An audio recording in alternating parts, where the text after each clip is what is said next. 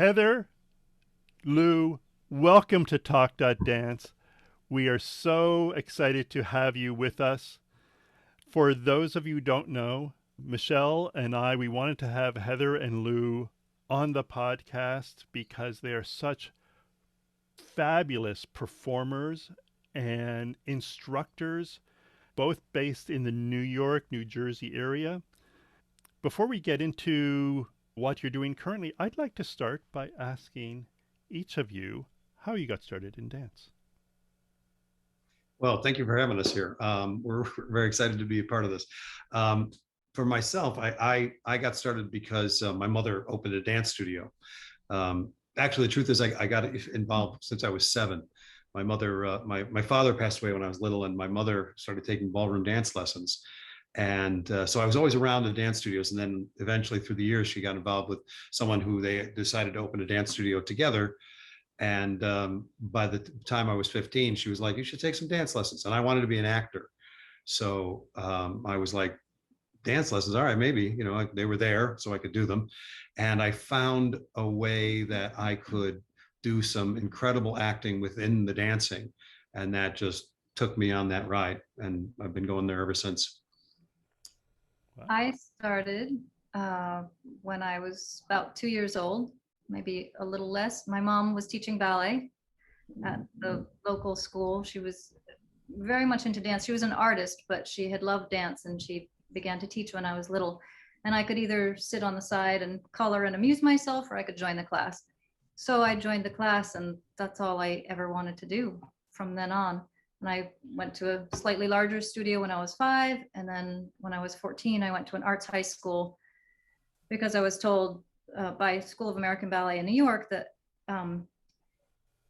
if you stay in Vermont, you're not going to be a dancer. So, so fine. I left when I was 14. And after high school, I went into the Hartford Ballet, became rather disenchanted just because it didn't feel like I was going anywhere or growing through the ranks. I was kind of stuck in one place where, oh, she's got the perfect body, she's got the perfect look, but she's not strong enough. She's not this, she's not that. So I discovered ballroom dancing when a teacher from outside came to our summer program, and I just fell in love with it. And I told my director, I'm going to finish out my contract and then I'm going to do something else with dance. What style of ballroom did you begin with? Anything and everything, as long as it was partner dancing. Yes. That's what I loved in ballet more than anything. And because I was a big girl, in other words, I was 5'8" and not 5 feet. Right. I never really got put with partners, or rarely. I did partner, but not often. Not often. And a very different world, your ballet world being so much more independent and solo in that regard, as opposed to what epitomizes ballroom in our world. We know, right? It's all about partnership. So a really big change. It was, and it was a very pleasant change. I found this crumpled up old card for a free lesson at Arthur Murray's in the bottom of my dance bag. I was like, I'm gonna try it. And I went, and my first teacher gave me some moves and I did them. And then he's like, I think I need to find another instructor. That's all I know. So, I'm used to, learning 64 counts of choreography in a couple minutes. So he was like, those are my 3 moves. I got to get somebody else. So he passed me on to the next teacher, gave me a couple other things. And by the end of the lesson, they were making such a fuss over me, which never happens in ballet, that I was thrilled. I was like, well, this is what I'm going to do now. They actually appreciate me. So then I found a partner and started competing. And then competition seemed to get very narrow. And I decided I'm going to quit and start my own company. So I started a modern dance company and then started doing gigs wherever possible. And then eventually met Lou. Yeah. So what is the story of your meet? Well, it's pretty simple, actually. It was just, we sort of ran across each other every so often at a dance somewhere. I was DJing for a dance studio that's not there anymore, Dance New York. at their party, and Heather was there and came by, and did we dance that first time? I don't remember. No, it was a while before we danced, but eventually I asked you to dance. And then we Well, ended, that had to be clarified. That was important, Lou. that was important. Then we, Heather needed to say, I asked you to dance. then we ended up working at Dance Manhattan together. And I asked him to do a guest night performance, and he was like, yeah, okay. And I said, well, maybe we should practice something before we do that. Oh yeah, that's a good idea. So I was dancing with a lot of different dancers. I had a lot of partners over my career. You know, I've been in and out of the ballroom world. So for me, you know, I always had some hesitancy with dancing with anyone, because I was concerned that if I danced with someone, they wouldn't either understand my style, or they would try to draw me towards something else and make me do something different, which a lot of dancers tried to do. Because in the ballroom world, you know, and I think everybody realizes this, the idea of ballroom is held to a certain standard. I mean, my favorite is the Strictly Ballroom, the movie. Yes. You know, when I look at that, when I saw that movie, I was like, hey, that's my story. Because I have had so many times when people have told me they're on new steps, or as they put it, new steps. You know, because it's an Australian movie, and the idea that I was trying to do a lot of different things was always kind of rebuffed by the people that I was working for, the studio owners and things like that, and coaches. And I had great coaches. I worked with many world champions. And I think one of the most important things about my training is that I learned from a woman named Dagmar Yarvel, who was in the 70s, the woman who wrote the manuals for the Fred Astaire dance studios. If I can say that. I don't know if I can say a brand name on here, but but she wrote the manual that all the teachers used to dance. And I was working with her when she was writing the manual, along with my sister, who was also a ballroom dancer, and one of my brothers. And she was very strict, but she was telling me how the patterns were put together. And so I learned that these strict things like double reverse spins, or spin turns at the corner, contained smaller elemental actions that were so relatively the same as what ballet does, where you take an elemental action like a pirouette or a grand jeté, and you put it into the choreography as if it's the grouping is a pattern. And within the simplest thing like a foxtrot basic, you have, you know, 2 walks and then a side close, which she explains all side closes are chassés. And she said, if you wanted to do more walks and more chassés, you could do that. And so from early on, when I was still just a teenager, I was realizing that the patterns were not supposed to be that strictly adhered to, that they were meant to be vehicles to learn how to do elemental action as a dancer. And then I started watching Fred Astaire movies, and I was like, and Gene Kelly movies, and I was like, oh my gosh, look at how those elements are there. but you forgot to say that she was taught by Fred Astaire. Oh yeah, that's right. I forgot to mention that she learned from Fred Astaire. She was there when he first started his dance studios. So, you know, she was trained by him. So I feel kind of, you know, really honored, because I'm 1 degree of separation of information from Fred Astaire, right? Absolutely. So anybody who learns from me is 2 degrees of separation from Fred Astaire. But that is a key ingredient. I know elemental teaching is a really integral part of our philosophy too. And it is important. There are patterns there for a reason, because just like learning a language, I can teach you the whole sentence, but of course I also need you to know what all the words mean so that you can create your own sentence. So I tend to use language as an analogy in the same perspective of what you just spoke of, Lou. But that is the key, right? The key is let's learn all of the pieces of the puzzle so that we can make different puzzles, right? That's part of the fun. Learn what the body can do and what each individual body can do. Because if you teach somebody to walk 2 steps forward and another person the same thing, they're going to do it very differently. Right. So you don't need to do it the same way, but you need to understand what your body is doing and how it works for you, and how you can merge that with a partner's 2 walks that are different. Right. And that's how Argentine tango is taught. And I think that's such a beautiful way to learn it. I wish more people taught foxtrot like tango. Well, if you see those elemental breakdowns, then maybe that's the reason why I admire the Canadian dancers so much, because that idea of having that freedom within a moment rather than feeling you must complete an entire sequence before you feel some kind of freedom or some kind of excitement. Each little moment to me is so special. A spin on one foot may happen within a heel turn, but that feeling better be there, not that I have to go from the heel turn into the side cross of a double reverse spin. It's a matter of knowing that stuff. I was teaching a class yesterday where somebody asked, why do we go around? Why do we have to take our right turns to the outside of the room and to the left turns to the inside? And I had to explain that it was because we decided that the bureaucracy decided that line of dance would go counterclockwise.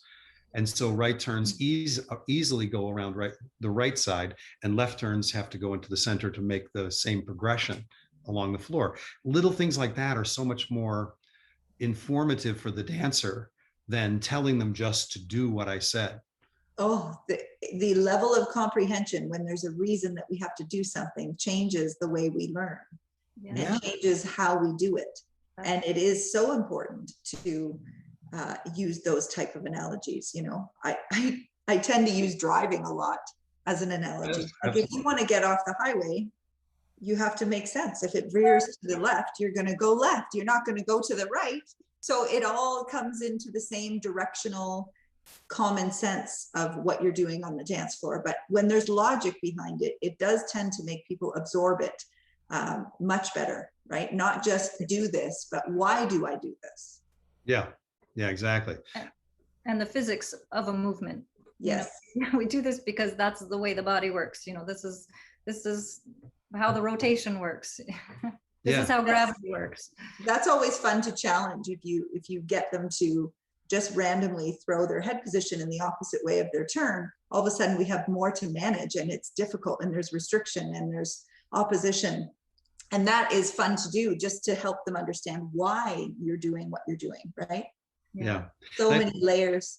I think a lot of people get lost in a class or something, or in a lesson, because their mind is so set on having another move to do. Right. I need another combination. I need another combination.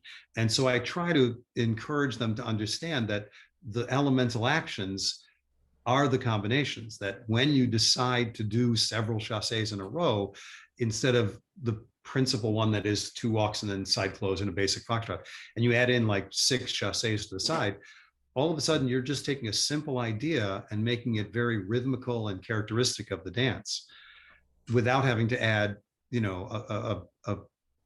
a choreographed sequence. You can just decide to choreograph on the spot. Yes, I always find this is such a great conversation, and I guess my head is maybe missing teaching and such, because I keep wanting to jump in and have these little moments. But it's like when I see my students watch people step outside of their structure of foxtrot without the 2 and then the side.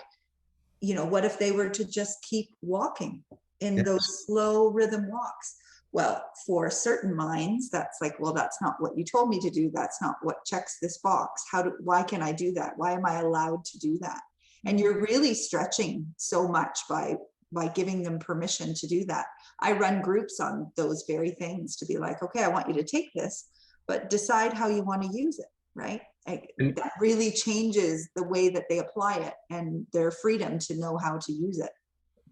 And here's one of the other things that connects to that, which is that, we try to dance with the origin in mind.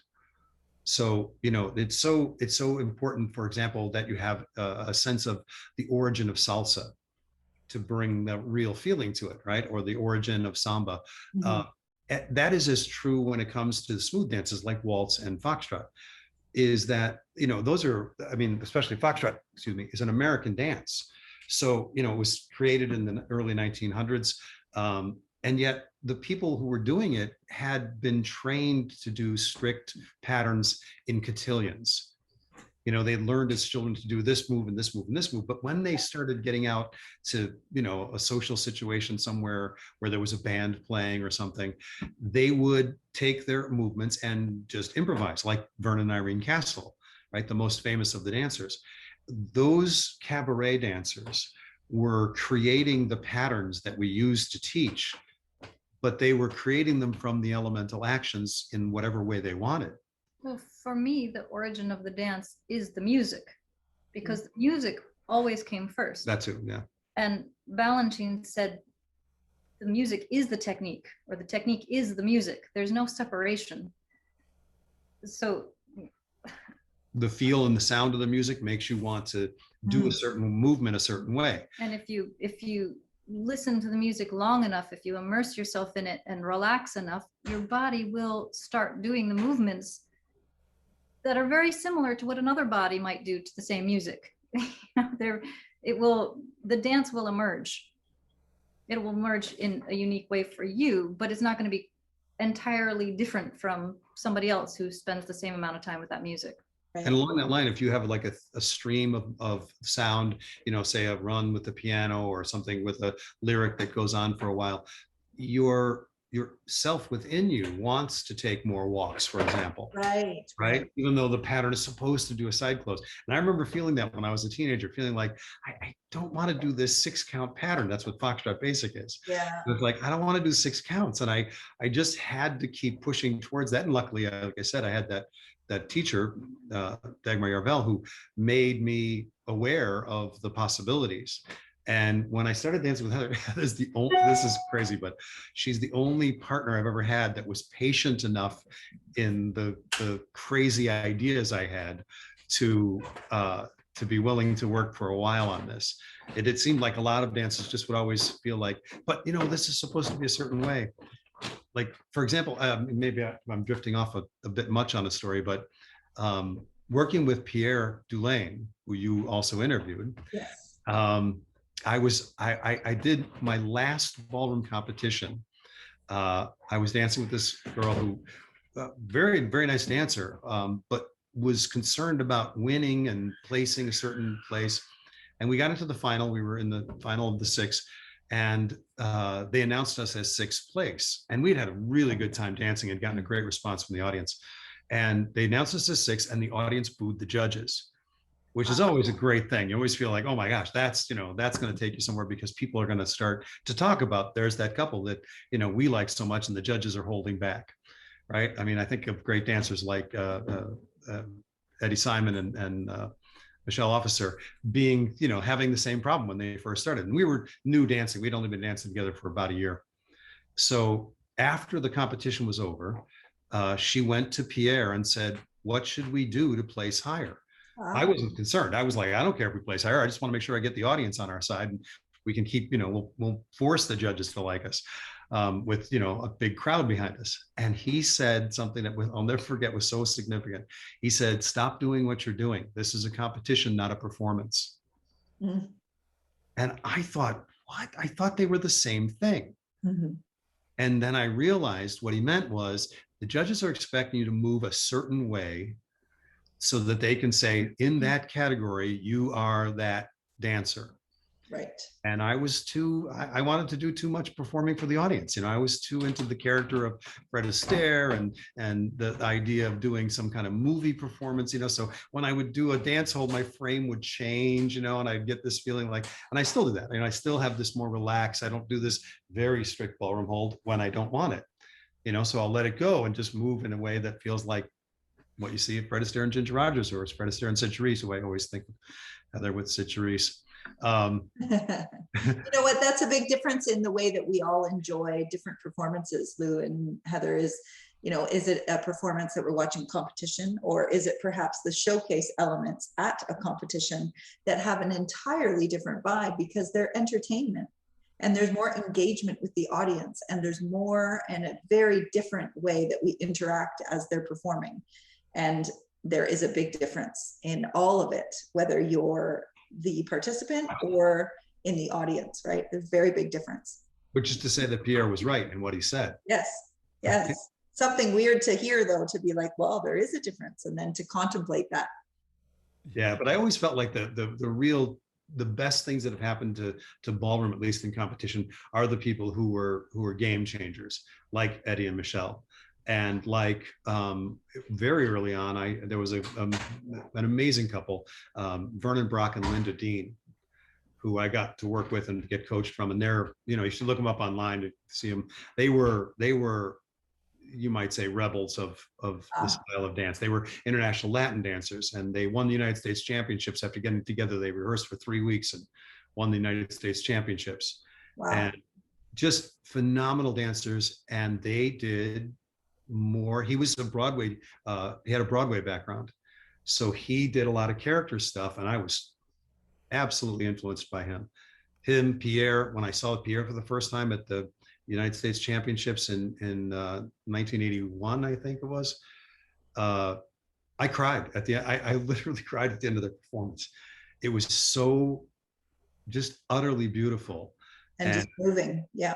Yeah. And I think that, I actually turned to Miss Yarvel and I said to her after their performance, I said, why doesn't everyone want to dance like that?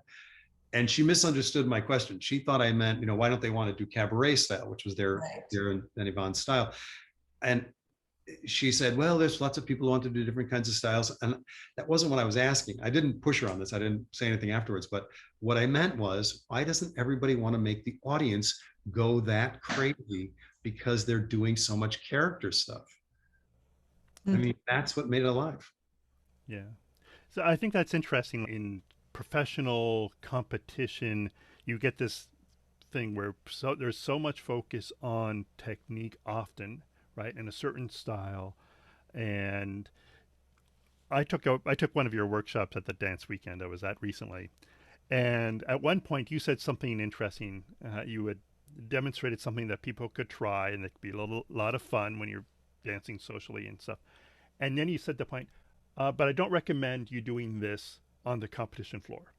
You'll get marked down for it. And part of me was thinking, yeah, I'm sure it's truth, and you're being helpful. But part of me was thinking that is a little bit sad. And I was thinking of the Sheryl Crow line in the song where she sings, "If it makes you happy, it can't be that bad." Right. And there's something about that. Like there's certain dancers, I think we all have our favorites. We watch doing showcase numbers or cabaret, and there's something just about a certain kind of charisma, and you can see a certain joy in the dance, and it just draws you in. And so as you were talking about Pierre dancing and how that made you feel, that's how I feel about certain dancers. And it doesn't really matter if I can identify, well, what exactly was that step, and was that truly a strict international tango or something different? If it makes you happy, it can't be that bad, right? It doesn't matter. It's just in the end partner dancing, right? Yes. It makes it harder to judge and harder to sell lessons if it's not in a box.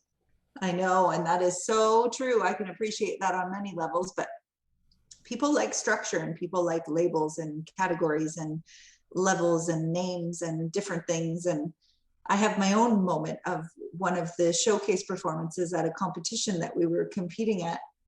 And I failed to remember his name, but of course, while she was doing her costume changes in between the minute between one performance and the next, he was engaging the audience, and he talked exactly like this and was just like, it doesn't matter what you do. It doesn't matter whether you're here to compete or to watch, or whether you're American style or international, whatever you may be, what age, what style, dance is dance. And it was just so poignantly presented in such a collective room of divide to be able to just say it's just dance. Like, we're all here to just dance. It doesn't matter what it is or what level. And that generalization is where it allows us to just accept whatever it may be, whether it has progressive steps or multiple chasses, or whether it's international or American. It's dance, right? The only trouble with that from many people's perspective is that doesn't make money. I know. Many of the people there are not there to dance. They are there to make money. Yes. And you can't make money unless you win the awards, and you have to And you have that specific product to sell. However, I think something can be said about this, which is I did classes of improv with Second City, and I see my dancing as the same thing. My teaching is the same thing, is that I'm not just teaching you how, what to dance. I'm going to teach you how to understand how to improvise and how to be like the improvisation of comedy, Right. to take what you do and remember to say yes and. The idea of yes and is you don't in an improv class say, no, somebody says it's raining, you don't say, no, it's not raining, it's sunny. You say, yes, and the sun is out. What an interesting combination. And that moves everything forward. So every bit of information you get about dance should be yes, and then I can do this, and then I can do this. Lou, I like that for many reasons. I'm going to take that and put it in my pocket because that applies to life, right? In our response of positivity as opposed to no but the yes and takes us to an entirely different platform. Right. Thank you for that. Oh, Second City too, Second City, there you go. As you were discussing some of that, it had me thinking about if it maybe should lead to a different way that people approach teaching absolutely dancing, or so like I think about my own dance journey, and I'm a person with a technical background, and I tend to be very much in my head. And when I started dancing, I loved smooth dances and the idea of smooth dances, and I hated them originally when I went to a social dance, because in my mind I'd learned, well, there's this pattern I know and there's another pattern I know, and you go out on the social dance floor and you get 3 steps into that pattern and someone moves in front of you or blocks you, and now the whole plan has just gone out the window and you don't know what to do. And I found it so frustrating. So even though I love the idea of smooth dancing or the travel dances in ballroom, when it came to social dancing earlier, I really preferred the Latin style dances because I'd claim out my spot on the floor and I could go with my plan. I didn't have to worry about traffic and that throwing a wrench into my plans.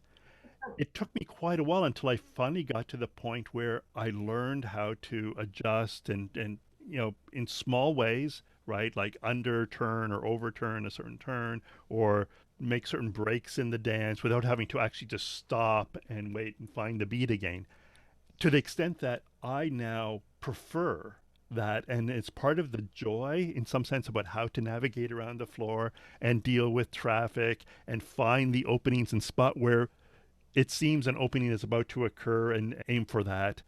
And so we were talking about Canadian dancers and Michelle being in Canada, and it reminded, when I had that epiphany, it reminded me of a Wayne Gretzky quote. Wayne Gretzky is this famous hockey player in Canada. And what was the key to your success? And he said, I don't skate to where the puck is, I skate to where the puck is going to be, or where I expect it to be. And sometimes, of course, he's going to be wrong, right? And that's how I think, in some sense, about dancing across the social dance floor, where I see where I expect an opening to occur, and I head for that. And sometimes I'm wrong, and it's fine. And I, with more experience, I know how to deal with that more. But it took me quite a long time.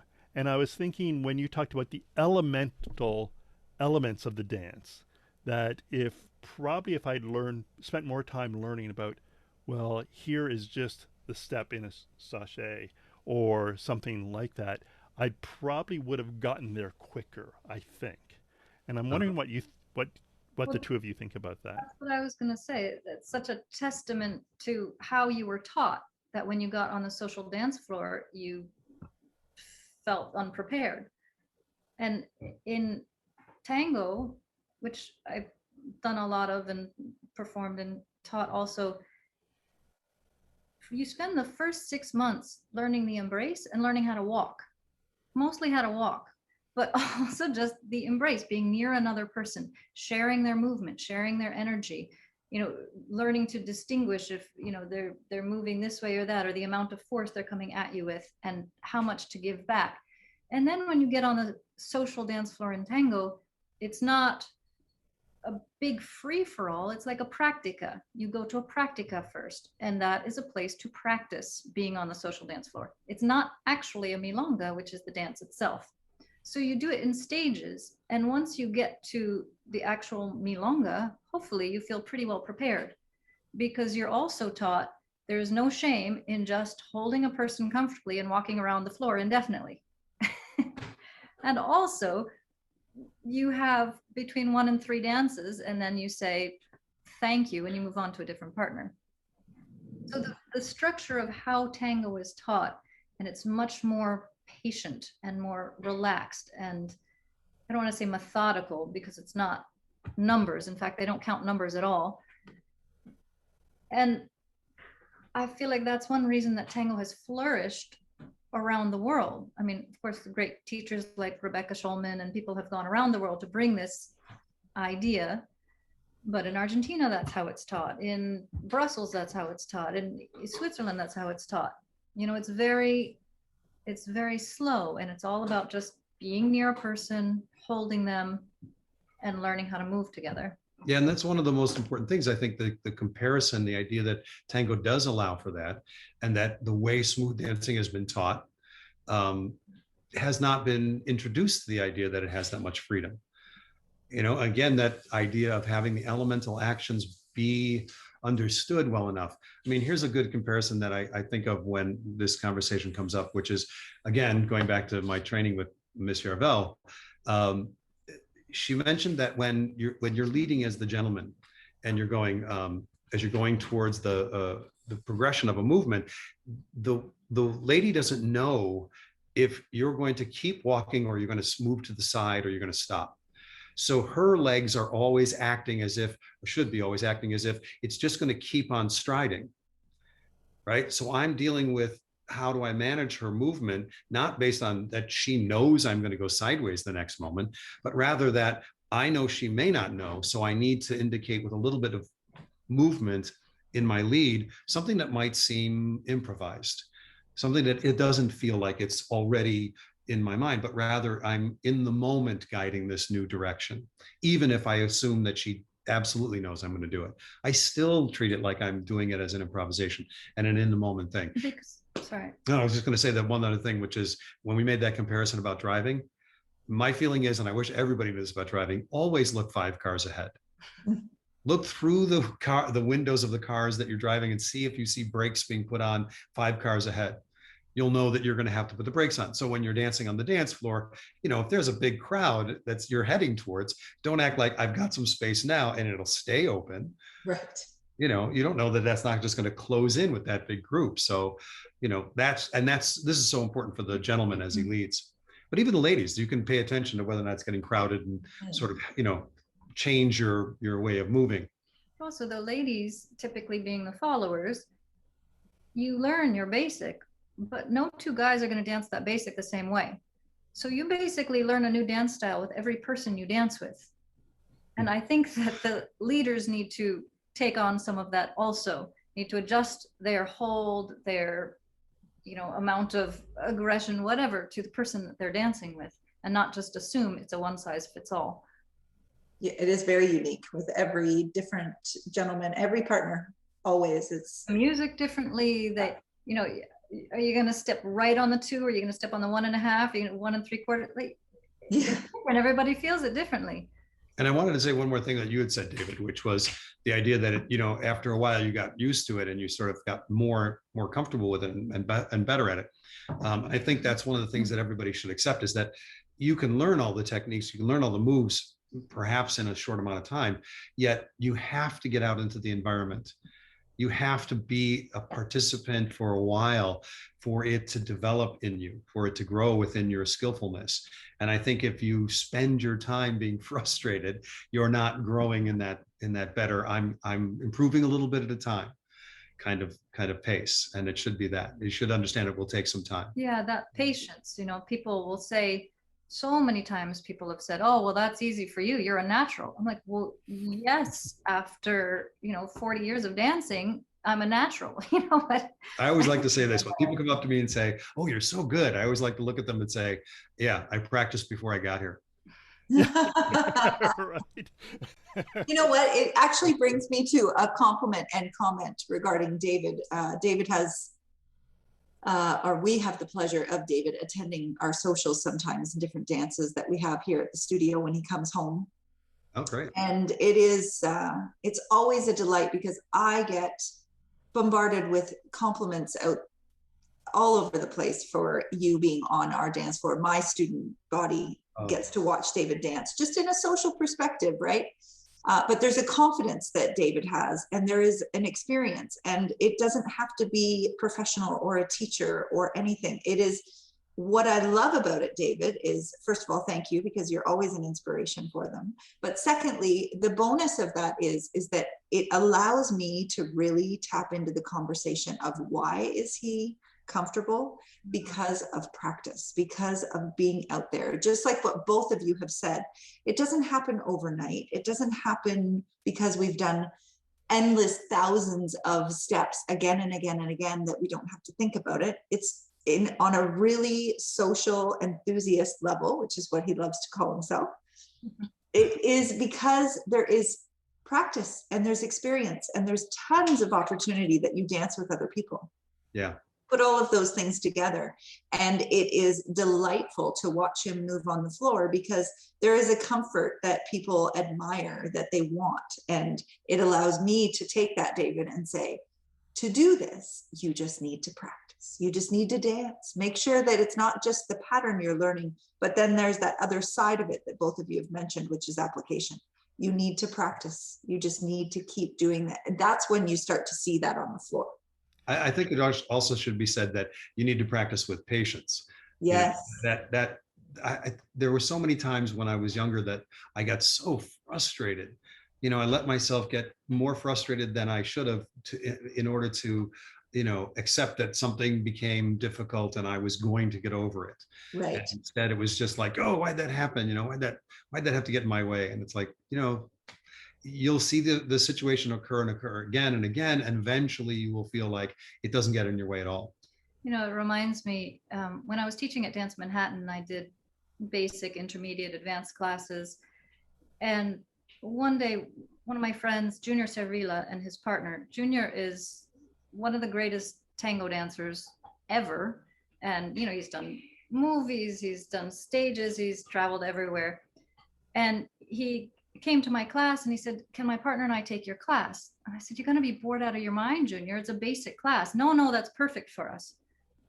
They came in, they were the best students. They were so attentive. They were so just into every little detail, and they danced with everybody. They practiced all the moves. They took in what I said.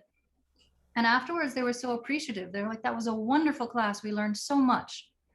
And to have one of the greatest dancers alive come into a basic class and have that humility to be able to learn is, for me, so much of what it's about. Like, he didn't go, oh, well, I'm Junior Cervilla, I'm going to go to the advanced class. And no, he came to the basic class to learn the basics because that's where it starts. And my ballet teacher, who was pretty mean but a genius, he had learned from Balanchine and he was a brilliant teacher. Somebody would say, can you help me with my double tour? Let me see your tendu. You know, he would never work on any of the tricks. He refused to. He would say, let me see your tendu. I'll tell you what's wrong with your double tour. You know, see your plie. I'll tell you what's wrong with your pirouettes. Because that's, you know, the foundation, the practice of the small things. I think Bruce Lee had that philosophy also. Yeah. Yeah. You've got to have that ability to look at the little things that may be getting in the way of the big things. You know, I've got so many little things about Miss Charvel that stick with me. And another one comes to mind, which is, she said, if you can't do it slow, you can't do it. And what she meant was, you're blowing through a mistake. You're just rushing right past a mistake and going, why is that wrong? Why is that wrong? And she'd say, if you'd slow it down, you might find the moment during whatever thing you're doing that is actually tripping you up. So I always look at That's where people find comfort, because speed hides everything, right? So it's one of those things where they're like, well, I don't like dancing to this tempo. Can you put a different song on? I'm like, I could. But that won't help you. So it is one of those things that it really is incredible to watch when you're on that side of it, and an instructional perspective of, I'm doing this because there is a reason and it will help you. You might not like it right now, but you will like it eventually. I have heard that Balanchine did his combinations either really fast or really slowly. There was no in between. There's no reason to practice the in between. That's the easy stuff. Yeah, I think that's also a really important thing that, people try to, they don't realize what we can see as teachers from our experience, how obvious we can see something. I can look at somebody and sometimes I can be like, you're too much on your little toe. Right. Just one thing, and it'll be, your left toe isn't your left big toe isn't pushing through enough. And then you say, that's why you're having back problems. Yeah, exactly. All starts from down there, for sure. Yeah, and so it's I think that patience comes with understanding that you're working with someone who really does have your best interest at heart. That's wonderful.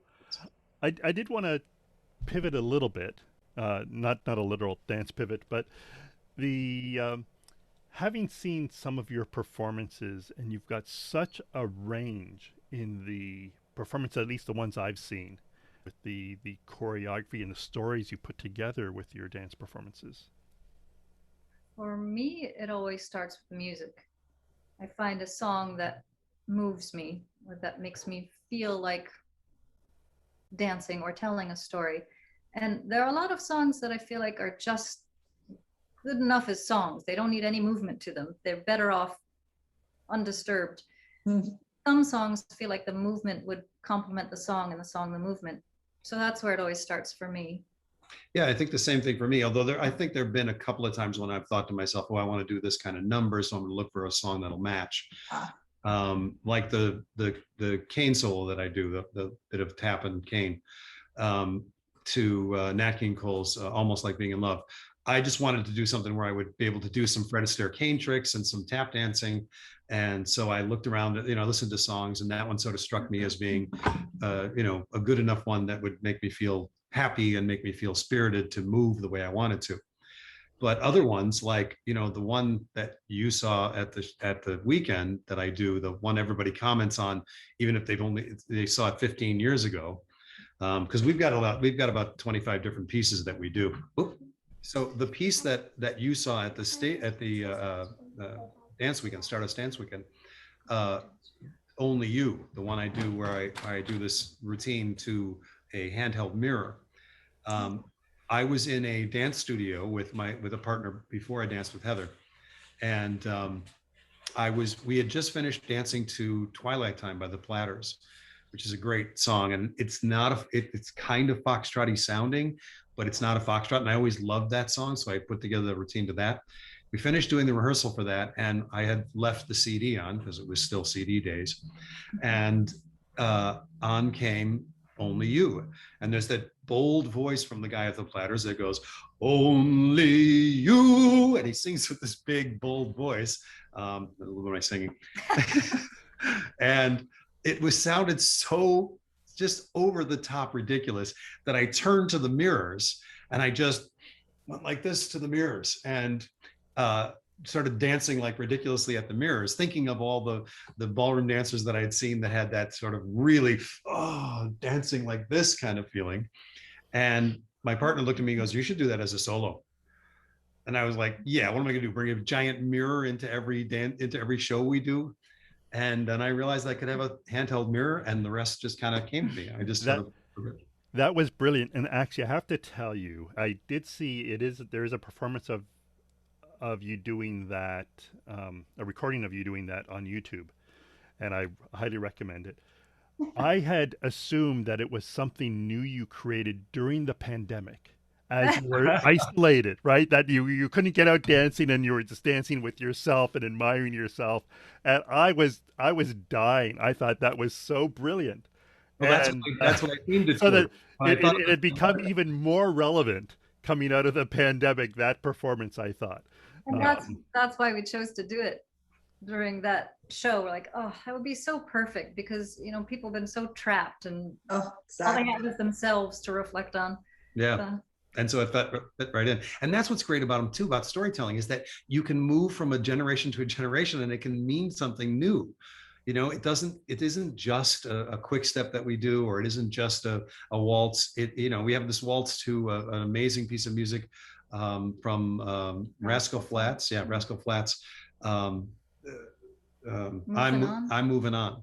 Oh, And it's a beautiful piece of music, but I didn't want to do like a ballroom waltz to it because it's from the country music genre. So I kind of wear jeans and a cowboy hat, and Heather dresses in a light little dress, and it's just this beautiful waltz that I created with the idea of what the song is about, which is about somebody who's made mistakes and is trying to move on with his life. And Heather is in this particular piece, and I don't know if this one's on YouTube or not, um, but you might be able to go to our website, which Might is be on our website. yeah. If you go to our website, there's a few numbers that you can see of pieces that we've done, and it was themed that I thought it was this guy being contemplative, and Heather is actually in her character this invisible spirit that is trying to ease his pain, that she believes in him even though he has made mistakes and has pain, and so she dances all around him and on across his back and all kinds of different ways that in the storytelling of it, the cowboy never sees. He never sees her. She's the spirit that just makes him feel things. And that's what we think of when we perform it. That story is in our minds. Of course, each performance changes a little bit, but when people watch it, whether they get that exactly or not, or they interpret it in their own way, but so often it's made people cry. Like, that was so beautiful, it meant something to me. They don't need to explain. It can be whatever it is to them. Everybody will take it in their own way. And the motivation was, I think we should have a waltz. I was like, I think we should do a waltz, but I just can't bring myself to just do a waltz. I kind of need to make it feel like it's got some kind of story to it. Right. So I will say one of the ones I really enjoyed. I think the song is called, if I remember correctly, the title is called Crazy River. I know the song. Yes, Crazy. yes. Yeah, and you kind of, Lou, you kind of come out in a little bit more of a I'll say a macho type of character. Yeah. And we were talking a little bit just before the podcast, and you mentioned you've done something. I think you called it ballroom for tough guys or something like that. Yes. Right? To help guys get over the inhibition that there's something wrong with trying out dancing, right? And which is such an unfortunate thing, because when men in particular, when they start getting into dance and they get past that blocker, and I think maybe men in general are a little bit more clumsy. I know I am. When I started, I was awful, and sometimes it takes a little bit of time to just get comfortable to a certain level where you can not worry about that anymore. But in that performance, it's such a different kind of character than I've seen from some of the other performances. Some of the performances, Heather is in this long, flowing robes, and suddenly you come out in this performance. I think it's, if I'm hopefully I'm not confusing them. I think this is the one where I know which one you're Heather, talking you've got the parasol, and you come out with the cigarette and the fedora, and yeah. I was dancing in competition. It was right. I was dancing with the woman that I was dancing with, where Pierre said, "Stop doing what you're doing. This is a competition, not a performance." So this was the mid '90s, and she came in one day. We were trying to do some stuff, and she came in one day and said, "We should, we were trying to find some different music." She was a little bit, working with me before she stopped enjoying the variety of stuff. And she said, "I have this CD. It's Robbie Robertson, who was in the band and went on to do a bit of solo stuff. And she gave me this CD, and I put it on, and the song she picked, I felt like it was monotonous, like it just kind of went along at an even pace. And I'm not a fan of those songs. I need something happening. That was cut number 3. I went on the CD and I thought, well, I want to try to work with her. So I'm going to listen to this whole CD and see if I find something else that we could compromise on. And I found Somewhere Down the Crazy River, which is this amazing singing and talking song, right? This piece of music that's got singing and talking. And I found out later that Robert Robertson was just in the studio with a friend of his, and he just started talking about this time he was down in the South, and he went out to some bar or something. They were just chatting about a real life experience he had. So it had just great storytelling in it. And I imagined immediately this guy in a sweaty room with a one light bulb hanging, and he's lying on a cot, and he looks out the window, and far in the distance he sees the neon lights of a bar. And so he gets up and he goes and he walks in, and there's this one woman sitting at the bar who's always there. She's there every night. Guys hit on her all the time. He's just visiting the town. And so she's, sort of dismisses guys all the time. And he sits down and they start having this little, tete-a-tete back and forth that's just quips and things like that. And I thought, how can I visualize that without having to have us sit at a bar and do all that stuff? So I thought, okay, he sees this girl that he doesn't see anything. She's got this parasol, and it's hiding most of her body. And all you see are her legs coming out from underneath the parasol. And then at one point, he's sitting in his chair, and he's kind of like just slumped over. I got a fedora on, and I'm just sort of slumped over. And I get up and I light a cigarette, and I learned some magic from my brother, so I know how to make a cigarette vanish in the routine. So I was like, I'll put the cigarette out, because where do I can't put it out on the stage. So I was like, all right, I'll just make it go away. And at that moment, when he makes it go away, all of a sudden from behind the parasol, you see this one hand come up, right? Her hand comes up, and just snake or something. Yeah. Yeah. And he turns, and they start this whole thing together. But it's also based on Fred Astaire, the great piece that he does in The Bandwagon, the Girl Hunt Ballet, which is a phenomenal piece, influenced Michael Jackson's also doing the Smooth Criminal. Okay. Which is an incredible video. And that goes to Fred. It's so connected. So that's what inspires me, is the idea of seeing these great storytellers and these beautiful dancers combine those two things into what is hopefully unforgettable for people to see, and hopefully wants them to maybe think of themselves as that guy who walked into that bar and found this woman who, for some reason, was willing to speak to him, wasn't as dismissive as everybody else, and got up and danced with him in this dusty little bar that, some guy who doesn't think of it as, I'm a dancer, he just grabs the girl and kind of gets out there and dances, which is. And I think each time we dance with somebody in a social dance, it can be a mini story. Yeah. And it can be whatever you want. It's safe, it's intimate, but there's no danger to it. You have this 3-minute little fantasy, and then you move on. Yeah. And then it's over. Yeah. And to music you love. It could be a 3-minute nightmare, or it could be a 3-minute. One way or the other. And everything in between. Yeah, I think it's true that even on the social dance floor, as you were saying, Heather, that there are these moments of inspiration and, I guess, improvisation, right? Like, Yeah, and as a social dancer, I was just going to say, I've had so many experiences where it can feel, even if with good technique, a little bit robotic. Yeah. And then there's others that were just, it's like a little bit of a dream. Yeah. Right. And we are able to glide across the floor, or even if it's not a travel dance, somehow there was this moment of cerebral communication. Right. And I think what you were saying earlier about the idea of the tough guy thing, the reason why I came up with Ballroom for Tough Guys is because I grew up kind of embarrassed that I was dancing. I grew up in Chicago, and my background before I was a dancer, even though my mother got involved when I was 7, I didn't pay attention to it. I just knew it was very flamboyant, and there were a lot of very flamboyant dance teachers there. There was one guy, Mr. North, who used to always wear scarves. these long satin scarves, and he would flip them over his shoulder, and walk in and say, "Hi, Donna," and he would walk into the studio, you know.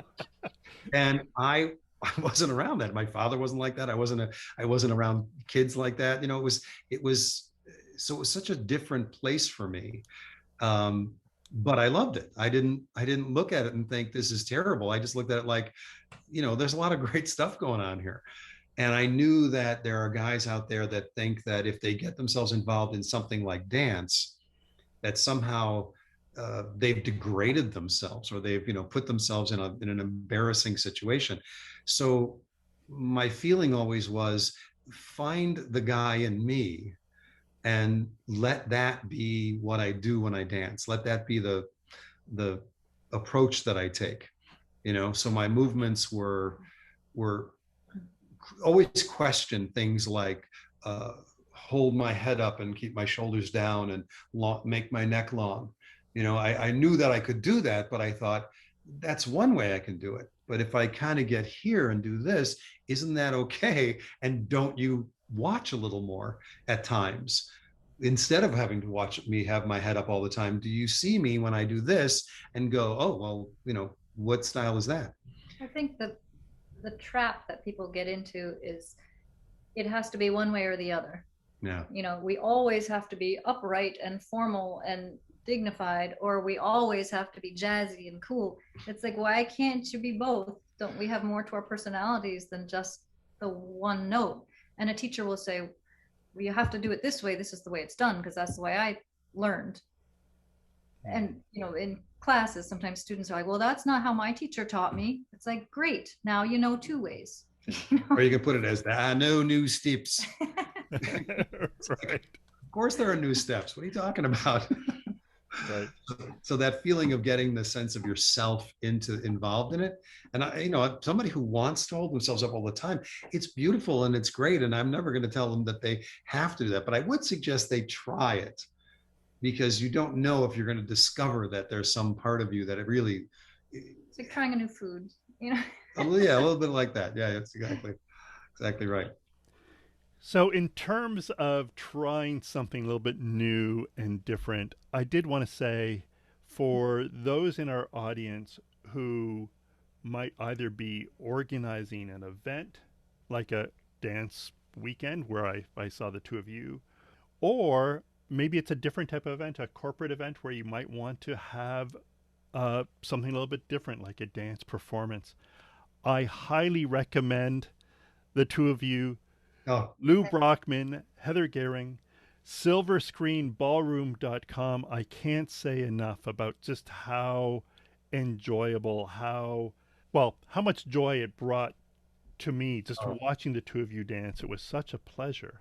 Thank you. Thank That you. means so much. And I mean that truly from my heart. And for those who are certainly in the New York, New Jersey area, if you're dancing, you're looking to try something a little bit different, right? Get exposed to some new ideas.